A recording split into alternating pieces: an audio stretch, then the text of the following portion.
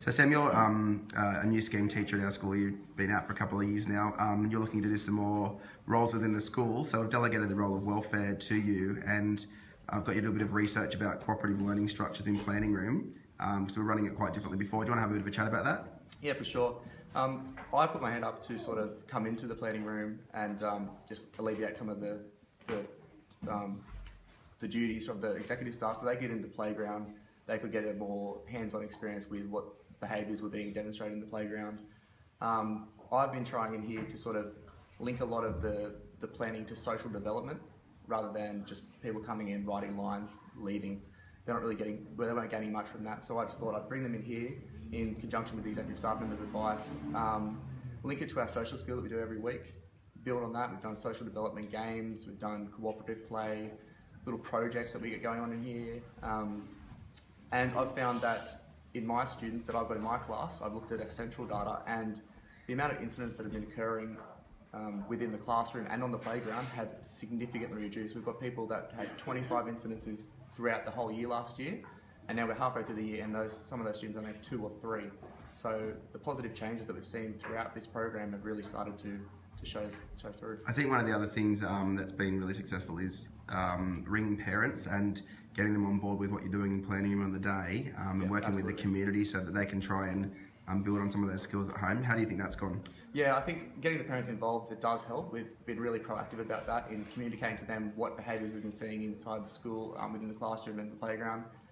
Getting them involved early, I think, has really alleviated some of the stress put on teachers in the classroom and on the playground, because they're communicating with their children the way that we communicate with them. So we have sit-down meetings, we make phone calls after an incident straight away, and it puts some of the pressure, takes some of the pressure off us and just gets everyone involved in the process of improving that behaviour. So, and just finally, how have you noticed like the whole social skills program across the school, linking in with planning room, developing social stories? Can you see a big difference in the classroom behaviours and the way kids come back in? Absolutely. I think social stories have been absolutely fantastic. There's been a lot of work from some of the executive staff members going into those social stories, and we've seen some really positive changes.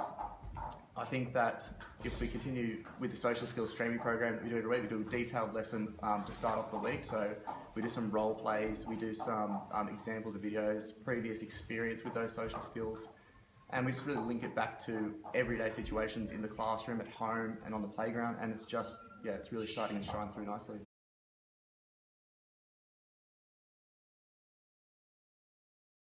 Guys, the reason I've got you in here today is just so you guys can practice some game building skills, because there's been a few issues out on the playground with people joining into games and communicating effectively, listening to people when they're trying to explain rules in games. And what we'd like to do today is just get you guys communicating with each other effectively, linking back to our social skills we practice through the week. So sharing, talking nicely to one another, listening, joining in, all those social skills that we look at throughout the term and the semester.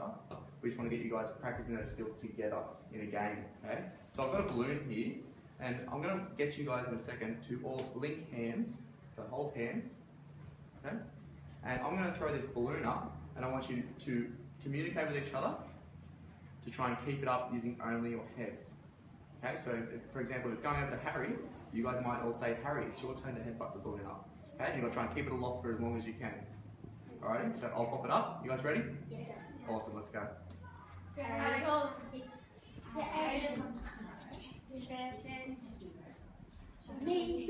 Take a step back. Go Chevy. Go Chevy. Go Chevy.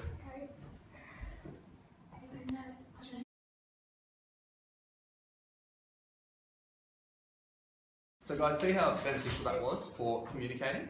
You guys building those communication skills practicing, because you did so well just then, didn't you? Who found that easy? Yeah? Was it, you found it a bit difficult, Harry? What was difficult about that? Well, when we had, like, the balloon was going up and it was in the middle, we had to decide, like, who's going to go. Yeah, but you guys are quite capable of communicating effectively in this game Another thing situation. that was like really hard is that you have to hold hands. It's hard because if the ball's going, the balloon's going that way, you have to like say, "Come on!" You get everyone to shift at once. Yeah, you're absolutely right. So that's to be really effective communication, so no one gets left behind. You all move together.